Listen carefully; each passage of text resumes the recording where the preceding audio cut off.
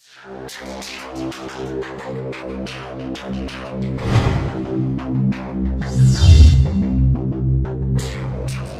United States has suffered the indignity of invasion only rarely in its history. During the War of 1812, British troops overran Washington, D.C. and actually set fire to the White House. But for more than a century, no one else dared to trespass until the morning of December 7th, 1941. In the end, Japan paid dearly for its ambition, and American armed forces avenged their shame at being caught unawares. With the end of World War II, the Soviet Union emerged as America's most threatening adversary. The Soviet detonation of an atomic bomb in 1949 and the sheer size of its armed forces kept the United States military in a perennial state of alert. In July of 1952, during the administration of Harry Truman, Washington, D.C. appeared to be the target of airborne intruders. But the prowlers weren't Soviet fighter planes. They seemed to be UFOs.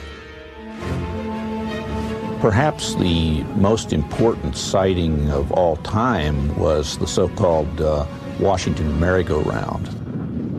On 2 weekends in 1952, July 19 and 20, and July 26 and 27, UFOs were tracked by radar and seen by numerous individuals over Washington, D.C. and its environs. People at Andrews Air Force Base and at Washington National Airport went outside and could actually see objects in the sky that matched positions of blips on the radar scopes. And the net result of it was, for a couple days there, UFOs seemed to have had their way over the skies of Washington. On the third day of the sightings, as operators tracked the mysterious signals, curiosity suddenly turned to panic. The objects were heading toward the prohibited airspace over the Capitol and the White House itself. The Pentagon ordered jets from an airbase in Delaware to intercept the intruders. Al Chop was the Air Force's civilian spokesman on UFO issues. He was called to the radar room at Washington National as the dramatic incident unfolded. We were observing about 4 or 5 known flights and about 12 to 14 UFOs. And we saw the flight coming in from Delaware. We could see them on the radar scope, and the moment they came on the scope, all the UFOs disappeared. The fighter planes patrolled the empty skies for some 20 minutes, but there was nothing to intercept. However, when the jets returned to base, the UFOs promptly reappeared on radar. And then when they came back, after the interceptors left, the fact that they immediately came back on the scope, I was very apprehensive. Again, jets were sent aloft. One pilot reported seeing the UFOs, which he described as blue and white lights. Then he reported that they were closing in. We could also see them on the radar scope, and we could see his return and the unknowns grouping around him. And he said, "They're all around me." And then he said later on, "What shall I do?" Well, what could we tell him? After a few minutes, the UFOs pulled back and then disappeared. The standoff was over. However, the extended episode had stunned the nation. That sighting has never been adequately explained. Because it happened in Washington, D.C., it alerted everybody right on up to the President of the United States and caused a national press conference by the Chief of Intelligence of the Air Force to try to calm everybody down. We have received and analyzed between 1 and 2,000 reports that have come to us from all kinds of sources. Of this great mass of reports, we have, as of date, come to only one firm conclusion, and that is that it does not contain any pattern of purpose or of consistency that we can relate to any conceivable threat to the United States. General Sanford went on to explain that the sightings were merely an atmospheric anomaly, an inversion layer. Radar signals had bounced off this layer and picked up ground images of cars and buildings. Somehow, experienced radar operators at 3 different locations had misidentified them as UFOs. The press dutifully took down the story. They bought the explanations. It was still standard practice, and it was for many years, to accept whatever the government said about flying saucers, no matter how foolish it was when you looked at it carefully. The people at Washington National Airport and at Andrews were expert radar people and personnel. They'd been there for many, many years and could easily differentiate between ground clutter and true metallic objects. I mean, if they couldn't, they shouldn't have been radar operators. The senior radar air traffic controller at Washington National Airport, Harry Barnes, wrote his own account of the so-called Washington merry-go-round. He describes the objects as making right-angle turns, as hovering, as reversing their course and moving back upon their path. One radar tracked the objects as moving at approximately 7,000 miles per hour. He had never seen objects maneuver like this in his years of being over a radar scope. He didn't know what they were. There were a few others who did not believe the objects were simply a product of unusual weather conditions.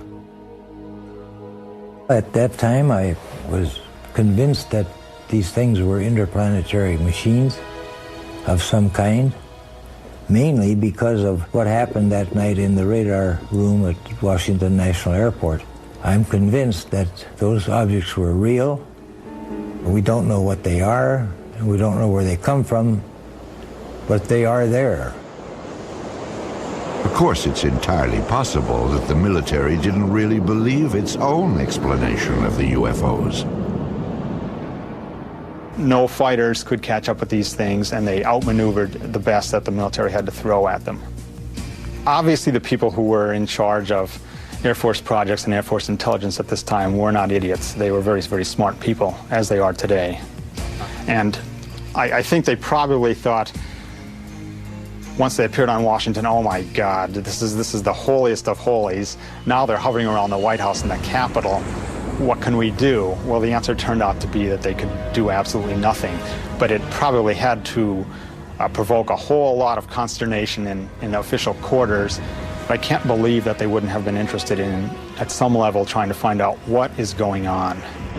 It's a national defense concern.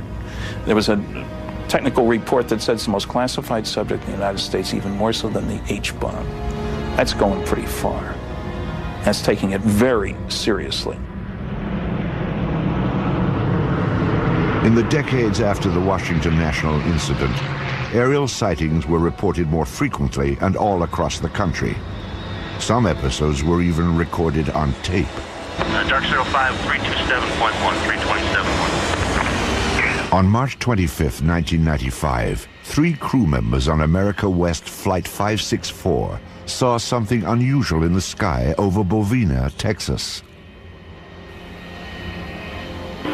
Cactus 564, go ahead. Yeah, off to our 3 o'clock. Get some strokes out there. Can you tell us what it is? Right now, I don't know what it is right now. It was 10:25 p.m. and the plane was cruising at 39,000 feet. The crew kept their eyes on a large object with flashing lights, visible below them. When they turned west, the object turned too. Here is the actual conversation between the flight's first officer and air traffic control. 564, did you pay that object at all on your radar? Cactus 564, no I don't. And talking to the 3 or 4 guys around here, no one knows what that is. We've never heard about that. But nobody's painting it at all? Okay, Cactus 564, say again? There's nothing on the radars on the other centers at all on that particular area, that object that's up in the air? It's up in the air? Affirmative. No, no one knows anything about it. Eventually, the object moved in front of an active thundercloud. When lightning flashed, the crew got a better look. What's the altitude about it? I don't know, probably right around 30,000 or so, and it was a shrill that start them going counterclockwise, and the length is unbelievable. The airline crew was seeing something that ground radar was not picking up. Air traffic controllers alerted Cannon Air Force Base in eastern New Mexico to check if military aircraft, or perhaps weather balloons, were known to be in the area. Cannon 21. Cannon, go ahead. Hey, do you guys know if there was anything like a tethered balloon or anything released that should be above tie band? No, we haven't heard nothing about it. Okay. Guy at 39,000 says he sees something at 30,000 that the length is unbelievable and it has a strobe on it. Uh-huh. This is not good. Okay. What does that mean? I don't know. It's a UFO or something. It's that Roswell crap again. The desert just outside Roswell, New Mexico, was the site of a mysterious aircraft crash in July of 1947. Some 50 years later, the name Roswell had become synonymous with UFOs. And like Roswell, the experience of Flight 564's crew is still unexplained. Though crew members stick to their story, they prefer to remain anonymous. There's a lot of confusion, a lot of hesitancy about even reporting something like this, even in FAA, even in military. They're going to think we're crazy. I don't want to be grounded. I'm risking something here, and a lot of airline pilots feel that way too. Why should I report this? I don't want to be under a medical microscope here. I'm not losing my mind. Airlines don't like to employ people who see strange things. If you have a reputation in your company or your Air Force squadron as being the guy who saw the UFO from your F-18, I'm not sure I want to fly wing with him, you see. It's a subtle thing. Again, it goes back to denial. It's easier just to deny it and to say, all right, he's an oddball. Or she just saw something that just couldn't be seen, so she's probably not as reliable as she should be. The fear of ridicule or retribution has kept many UFO eyewitnesses silent. Still, some do step forward, at times with extraordinary revelations.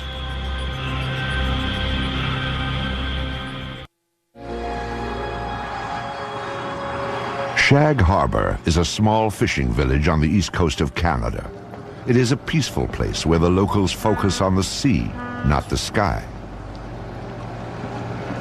But in 1967, a dramatic UFO incident upended Shag Harbour's quiet ways. It was October 4th, 1967, when two of the townspeople en route to their homes spotted something strange above the tree line.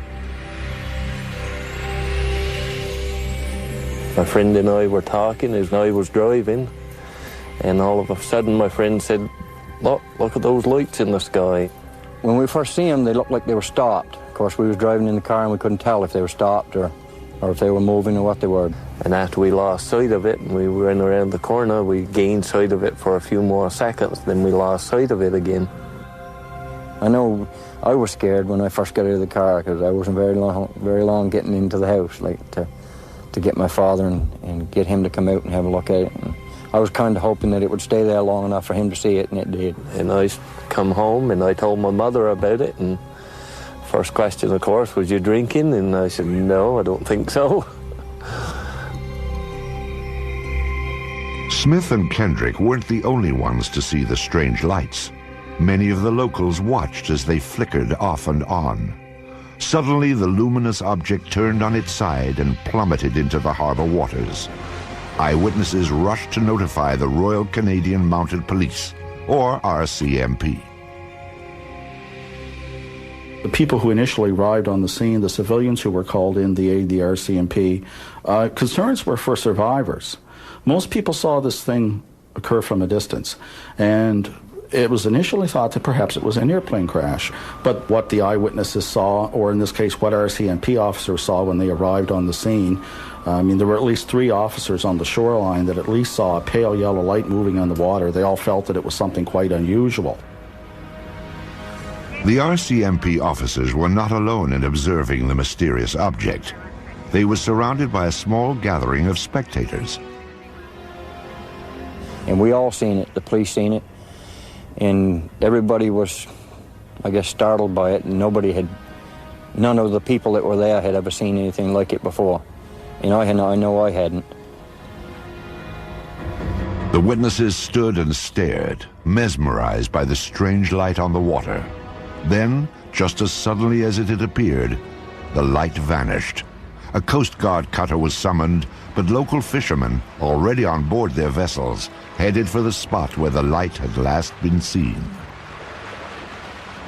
They were looking for survivors, but the only clue that anything had happened that night was a thick layer of an unknown substance. There was a great bubbly foam, and it was yellow. Nothing I had ever seen before. You couldn't smell no odor or anything. And we went about probably 3 lengths of the boat, and we ran out of it. And we turned the boat around, and came back into it, and we ran out of it again. The foam, like the lights, eventually disappeared. When it was obvious there was no further sign of distress, the search ended for the evening. By the following morning, the RCMP had already made contact with nearby military bases. They were hoping to find a reasonable explanation for what they'd seen. There was none. This left the small town of Shag Harbour to become big news. It's a headline story throughout the North American press and beyond. And in that, it was said quite clearly, there were statements made by personnel at Canadian Forces headquarters in Ottawa saying that, yes, indeed, we are searching for the crash of what we believe to be an unidentified flying object. This is one of those rare cases where something indeed real has gone into the water, and it's not an aircraft, and it's not space junk. This was an official statement. Canadian Armed Forces clearly stated that the object was officially a UFO. But the question of where it went after hitting the water was still a mystery. Canada's Department of National Defence was determined to find out. Military authorities ordered an underwater search. Within hours of the sighting, a Navy diving team was bobbing off the shores of the tiny fishing village, scanning the harbor bottom for debris. Meanwhile, Shag Harbour residents were stunned by what was happening in their small town. Those who had been the first to witness the lights were quickly gaining notoriety. Everybody teased me a lot about seeing Martians and all this stuff, but I believe I see something. I did see something, there's no question about that. And what it was, that I don't know, but it was something. It was definitely something. The people of Shag Harbour had no expectations. Roswell, although it occurred in '47, did not become, a story and a case until almost into the '80s, at least until '78. And they weren't influenced by that. Shag Harbour stood alone. Nothing was found during the Navy's 3-day vigil. On the 8th of October, the search was cancelled. Media interest began to wane, and life in Shag Harbour settled back to normal. But researchers now claim there is more to this incident than originally revealed. 26 years later, the case was re-examined and unofficial information began to emerge. The men from the original Navy diving team were the first to talk, and what a story they had to tell. These men are claiming that there was a second operation, and their story has been corroborated by other Armed Forces personnel, that this UFO did not stay in the Shag Harbour area, but got away under the water and went up the coast and came to rest near Government Point. Now, at Government Point, you have a secret base. In those days, it was an American base on Canadian soil. To have an unidentified craft of any type sitting very near this facility and on some of their detection equipment would be a matter of extreme concern. The Shelbourne military base at Government Point is now closed.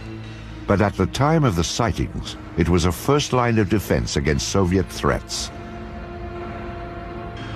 Here, American forces monitored for submarine activity using a sensitive underwater grid. According to the unofficial story, an object triggered the detection device and a flotilla of Navy vessels responded. From our best information, 6 to 7 ships camped over the object for about a week, keeping an eye on it. Divers went down on it.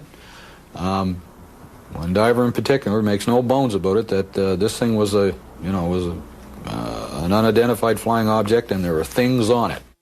And as the men put it, there was still activity in these crafts. And they're absolutely certain that it was nothing from this earth, that it was a UFO. So this does go beyond the official record by quite a stretch. According to researchers, other eyewitnesses have come forward, making this story difficult to dismiss. So what evidence do we have of this happening? We have 3 to 4 people that tell us the story that this did happen. We've got the integrity of the witnesses, but that's, witnesses are, we don't have the smoking gun, that's for sure, but I think we probably have the gun, but we just don't have the bullets. The unofficial story may never have confirmation, but it most certainly is complete. There is a beginning, a middle, and according to investigators, a surprising end. One of the things I enjoy most about the story is its end, because I suppose you could say, ufologically speaking, it has a happy ending, unlike most of these stories. After these ships sat over this object for a week, the UFOs start moving again while still submerged under the water and move down the coast of Nova Scotia and out into the Gulf of Maine. Once in the Gulf of Maine, they surface and fly away. This was a genuine UFO event. And what does that mean? Yes, it was an unidentified flying object, but beyond that, it means that it's nothing conventional. There are certainly aspects of this that you cannot explain or explain away. There is another episode involving a top-secret base, but this time, a high-ranking officer did come forward and sound the alarm when UFOs penetrated secure military airspace. Weather balloons? Swamp gas? A flock of birds? The planet Venus? These are some of the UFO explanations proposed by the military over the years. Ironically, some of the most unusual UFO episodes have been reported by military personnel, perhaps because they are trained to carefully observe their surroundings. Or maybe there is something on military bases that is of interest to UFOs. Of all these troubling accounts, few compare with the experience of 2 of the world's most technologically advanced countries, the United States and Great Britain. This was Bentwaters Air Force Base, located 140 miles north of London. The Rendlesham Forest stands just outside the base. Bentwaters is now abandoned, but before the Soviet Union broke apart, it was a hub of top-secret activity. This was a joint base, shared by both the United States Air Force and England's Royal Air Force. It was also a place that played host to some of the strangest sightings ever reported. I think the Bentwaters case is sort of a mainline, hardcore UFO case because it involves intelligent, educated people who are used to dealing with high technology. They're guarding it and securing it on their own base. They know aviation, they know weaponry. With security police who are trained to be good observers, they have to write all kinds of reports and defend what they say. And these people were puzzled, totally baffled by what they observed. During the Cold War, Bentwaters was the largest tactical fighter wing of the free world. Perhaps its most noteworthy period came in December of 1980, when both the military and the local townspeople watched a dramatic UFO episode unfold. Some say it even rivals the Roswell incident of 1947. It was a cool, clear winter night when suddenly unfamiliar bright lights were spotted in the sky. They sort of went up and down and moved sideways. They went this way and that, and moved about. And this was fascinated. So I opened the front door and walked out into my front yard and to get a better view. And my house was right at the end of the runway. So I stood there looking at them and I thought, it can't be aeroplanes because I'd landed in the forest. Suspicious activity around the top-secret Bentwaters Air Base was always closely monitored. That night, neighbors could tell that they were not the only ones to experience the unusual episode. I stood there for a few minutes to see what anything else would happen, and I could hear the commotion on the base. The wind was in that direction. I could hear people shouting, calling, and vehicles start up, and I wondered what the commotion was. 3 military patrolmen had also reported unfamiliar lights shining from within the forest. They requested and received permission to investigate beyond the base perimeter. As required, the 3 military police officers filed a report about what they'd seen. I went in to collect the police blotters, the activity from the previous day and previous night, and the desk sergeant started laughing when I walked in. And I knew something interesting happened, and he told me by name the 3 individuals and said they were out in the woods chasing UFOs all night, and laughed, as though he didn't believe it. The sighting became a hot topic on the base. Though it was a source of amusement at first, the incident was taken somewhat more seriously as the hours ticked by. There was concern in the powers to be, so to speak, on the base, not so much from the incident that occurred, but the ramifications and the distraction, I guess is the best way to put it. Because a lot of those security policemen were guarding some very, very important materials and had a very, very responsible job. In order to get the base back to normal, the military brass dispatched a team of their own police to investigate. They hoped to find a reasonable explanation for the strange lights. But what they found only heightened concerns. The next day, several of the police went out to the area and did find indentations on the ground, and they called the British PCs, the British police, who came out and wrote it off as hens nesting and rabbits burrowing. The interesting thing is there were 3 depressions which were equal distance apart, and they were all the same diameter, and the ground had been depressed the same depth. Quite interesting. But the story did not end there. 2 nights later, the object returned. An American military team responded, setting out towards the forest. This time, investigators brought a Geiger counter to check for radiation, plus cameras and a tape recorder. Here is the actual recording of Colonel Halt as he encountered the mysterious object near Bentwaters Air Base. I saw a yellow tinge in it too. Weird. It appears to be maybe moving a little bit this way. Yes, it's better than it has been. So, it's coming this way. It is definitely coming this way. The two pieces of it are shooting off. There is no doubt about it. This is weird. Go ahead. Suddenly the object, the red object, started dripping like molten metal, just like coming out of a crucible. It dripped for, I would say, several minutes and suddenly exploded. There was no sound, just a poof, and broke into multiple white objects, and they all disappeared. We were very puzzled at that time. We really didn't know what to think. In the forest, the military squad detected some unusually high radiation levels. However, they found no other evidence to explain the situation. Then, the team observed a stunning display of lights in the northern sky. The dazzling lights proved to be a mere prelude to the stunning object that appeared in the southern sky. Suddenly, the object to the south approached at very high speed, stopped, I would say a quarter, half mile above us, I can't really tell for sure, and sent down some type of a beam that fell right at our feet. It wasn't like an ordinary light that fans out. This came down straight like a laser beam. Illuminated the ground, a small circle, 8, 10, 12 inches in diameter, probably for about, I'd say, 10 seconds. Well, I was very concerned then. Are we getting a signal? Are we getting a warning? Or was this some type of a weapon that hadn't gotten us yet? Just as suddenly as it appeared, it clicked, disappeared. 3 hours later, the UFOs were gone, but mass confusion had taken their place.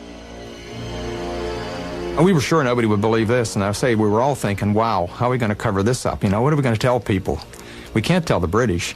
We can't go back and tell our bosses. They'll think we've all been out here in the woods drinking or something, which wasn't true. But there was great concern. At the risk of ruining his reputation, Colonel Halt reported the incident to a superior officer the next day. He then turned in his audio cassette from the night before. After a staff meeting, the officer asked Colonel Halt to discuss the matter with the British liaison. The liaison was out of town, so Halt wrote a memo. I wrote a memo which has become somewhat public, I guess, and kind of cleaned it up a little bit and abbreviated what happened. Later in the night, a red, sun-like light was seen through the trees. It moved about and pulsed. At one point, it appeared to throw off glowing particles, and then broke into 5 separate white objects, and they disappeared. I expected a phone call or somebody to drop around to see me real soon. Nothing happened, and nothing happened. You know, days turned into weeks, and I kept asking, well, you know, is there any interest? And finally, it just became a non-issue. Bentwater's commanders were content to let the matter drop, or so it seemed. But subsequent events would suggest that both the British and the American military regarded the incident at Bentwaters with the utmost gravity.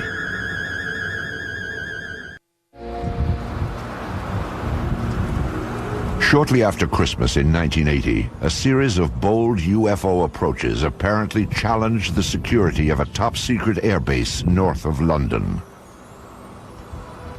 Lieutenant Colonel Charles Halt, Deputy Base Commander of the Joint American-British Outpost, was among the eyewitnesses. However, his reports to other Bentwaters officers elicited no response. Still, there is evidence that the incident was not ignored. Indeed, far from it. The local townspeople were among those who noticed a change around Bentwaters.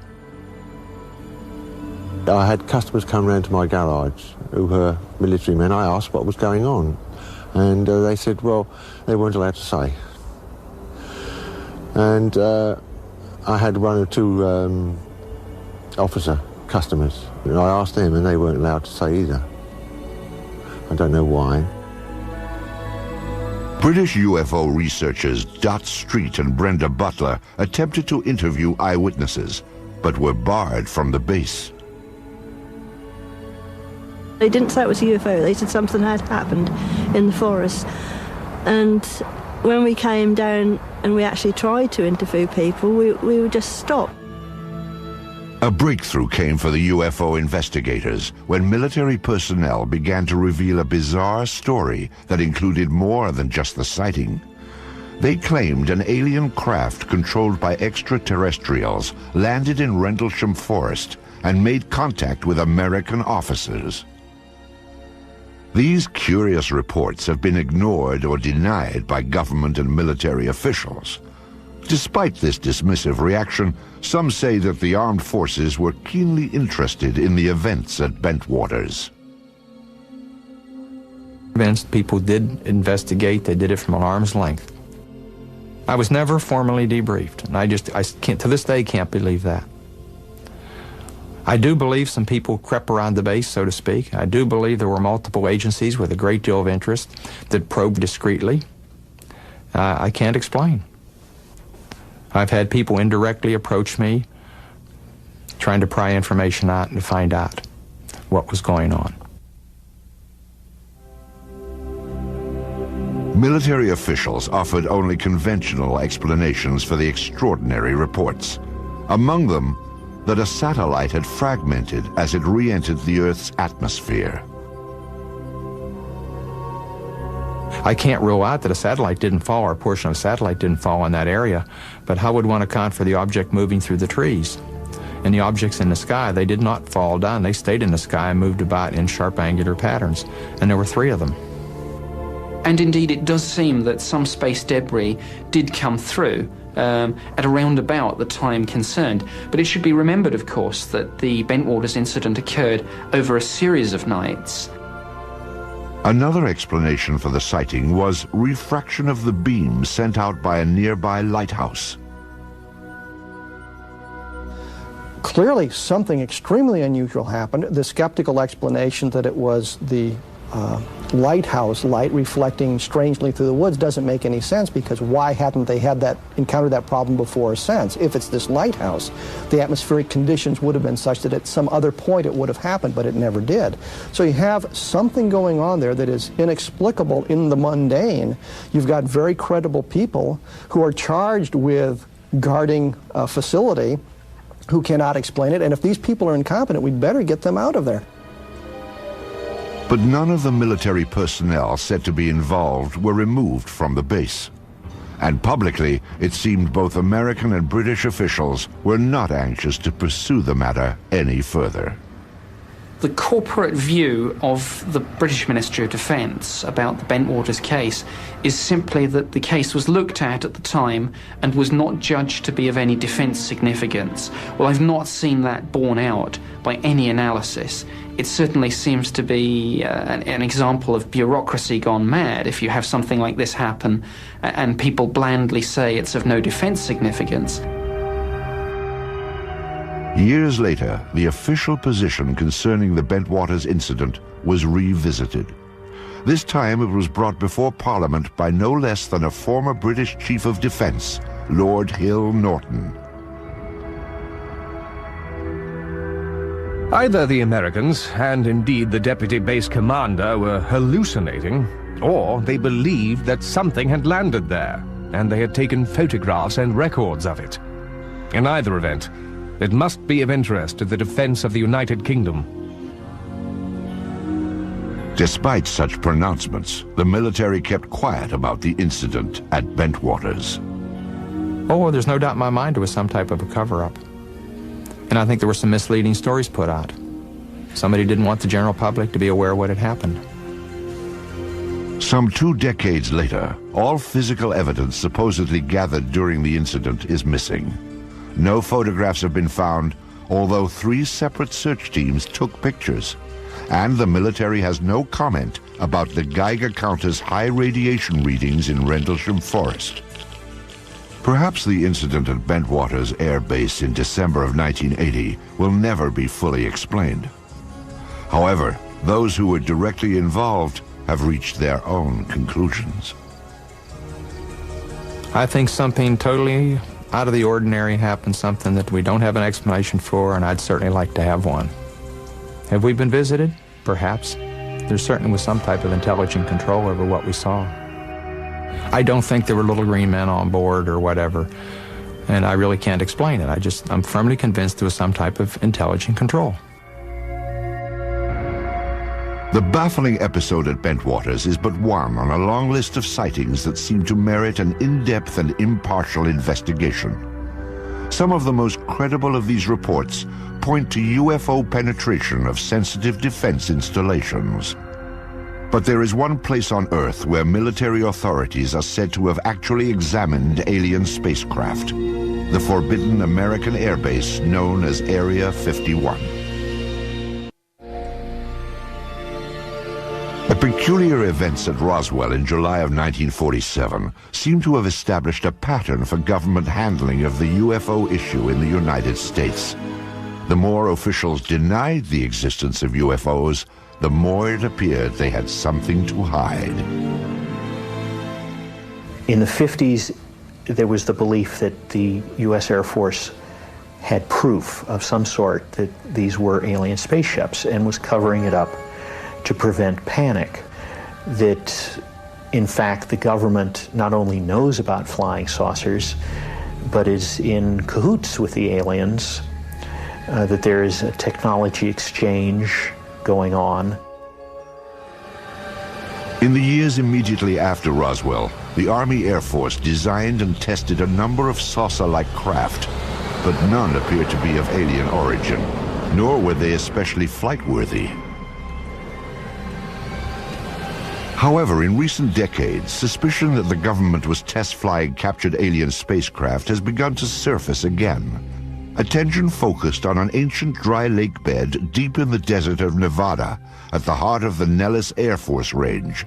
It is a top-secret test site known as Area 51. There's a new body of folklore growing up around UFOs, and this is associated with Area 51, which is part of the Nevada test site. And the story is that flying saucer technology is being tested and flown in extraordinarily advanced aircraft that are being developed there. There doesn't seem to be any question that there are extraordinarily advanced aircraft being test flown there, and this has been going on for some years. Area 51 was the development site used for the F-117 stealth fighter. U.S.-operated MiGs have flown from that area. These are extraordinary vehicles, and if you had seen, say, an F-117 in flight before it had been publicized, you would not have known what to make of it. It would have been a UFO in a very real sense, an unidentified flying object. The stealth fighter is truly an incredible aircraft which few could even dream of in the 1970s. To observers near Area 51 at that time, it would have appeared surprisingly alien and worthy itself of a flying saucer report. What's really interesting is that as long ago as 1947, people were reporting the Boomerang Shaped Ufo, which now looks very much like what is being flown as part of the stealth technology. It is interesting that certain kinds of aircraft that undeniably exist look very much like what people reported as UFOs for many years. Some believe that the source of such technology is alien. If it is, then many trace the source back to Roswell in 1947 and the government's supposed cover-up of the spacecraft that crashed there. The sensational UFO stories associated with Area 51 have made this remote site a mecca for the curious. Visitors to this spot are monitored from the restricted airspace above and by ground vibration sensors that detect their unwelcome approach. The surrounding mountaintops hold still other devices that scan for any movement below. Once they are alerted, private security forces move in to discourage the curious from getting closer. For those who defy these measures, trying for a glimpse inside, there is one last chilling warning. Deadly force will be used if you come any closer. Persistent rumors about alien technology prompted the investigative arm of Congress to reopen the Roswell case in 1994. The General Accounting Office, or GAO, searched for all records related to the events of 1947 and then issued a report on their findings. The General Accounting Office report is brief, like most of their reports, and it simply describes what they did to try to discover what happened at Roswell, which was contact the usual suspects, the CIA, the FBI, the National Security Agency, and so forth, and ask if they had information on Roswell, and ask to see certain records there. But essentially, they couldn't find any documents on Roswell at all, period. In fact, the GAO revealed that every document relating to Roswell had been destroyed illegally. When you really look carefully at the phenomenon, there's no question that some UFOs are alien spacecraft, that some government officials have known this since 1947, and this is the biggest story of the millennium. Also, I think we need a new generation of journalists who will give this story the attention it deserves. If we spent 1/10 the effort that was spent on Monica Lewinsky on getting to the truth about flying saucers, we all know what was going on in 6 months. Who was responsible for destroying the Roswell papers? No one has yet been named. But now the years are passing, and those who hid the truth about UFOs may never be identified. Perhaps the more important question is, what were they trying to hide?